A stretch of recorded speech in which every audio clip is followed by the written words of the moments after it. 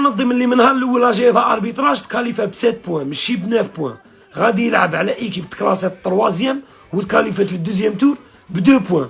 هذه كي دايره بنفهمها.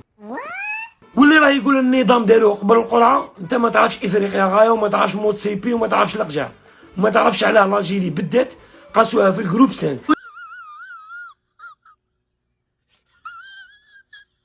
من رسالة واضحة، أنا فخور وجد فخور بأنني جزائري وفخور بالمنتخب تاعي وغادي نكون فخور كون كانت إليميناو باسكو ماشي في هذه البلاد اللي تلعب اون كوب بالنزاهة.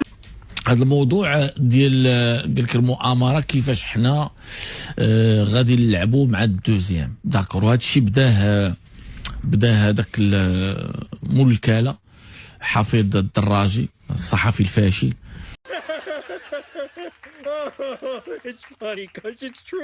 الو القانون ولدي الحجه والدليل والبرهان.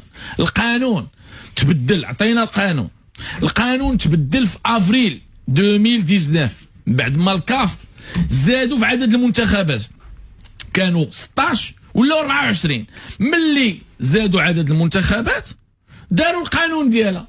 4 ديال المنتخبات الاولين كيلعبوا مع لي تخوازيام، المجموعه الخامسه والمجموعه السادسه كيلعبوا مع لي دوزيام ياك.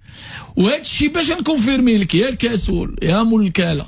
وانت ديتي كوب دافريكا عباد الله، ديتي كوب دافريكا ديال 2019 كنتي في المجموعه الثالثه، دزتي انت الاول مع من لعبتي مع غينيا اللي كانت في المجموعه الثانيه.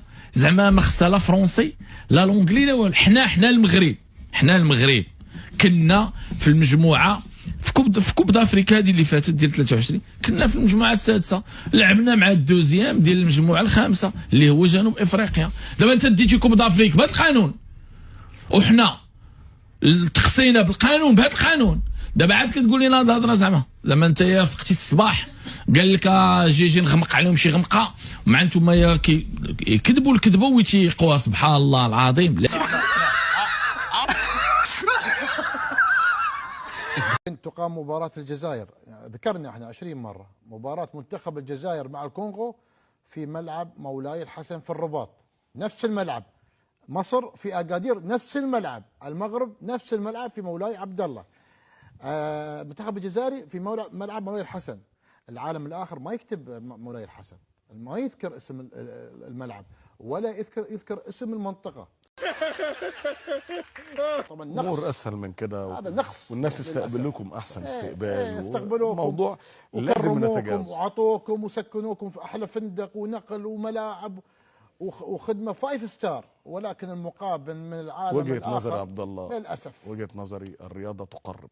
انا اتحدى تكتب مولاي الحسن، اتحدى تكتب اسم الملعب او المدينه، اتحدى والله ما تكتبها ولا تذكرها على الهواء مباشره. يا رجل انت شليت العلم، شليت الكلمه، مالي فراغ. شو هذا؟ Oh my God! Wow!